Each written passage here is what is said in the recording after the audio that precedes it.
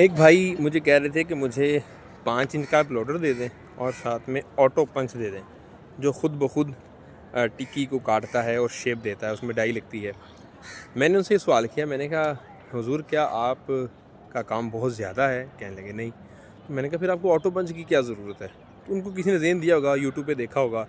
फिर मैंने कहा आप 5 इंच का प्लोडर लगा रहे हैं और आगे आप ऑटो पंच लगा रहे हैं। अब 5 इंच के प्लोडर से प्रोडक्शन तो इतनी नहीं होती, वो तो स्लो होती है। तो आपका ऑटो पंच क्या काम करेगा जब पीछे से प्रोडक्शन ही नहीं होगी? पीछे से रॉड आएगा तभी तो डाई करेगा।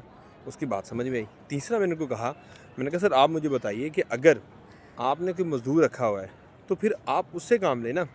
आप एक ऐसा पंच लीजिए जो ऑटो ना हो, जो मैनुअल हो।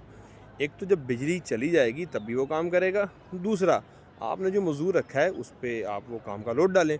अगर आपने मज़दूर रखने के बाद बिजली का बिल अलग से देना है और उसको अपने वेला बिठाना है, तो फिर मैंने बताया आपका फिर नुकसान हो जाएगा।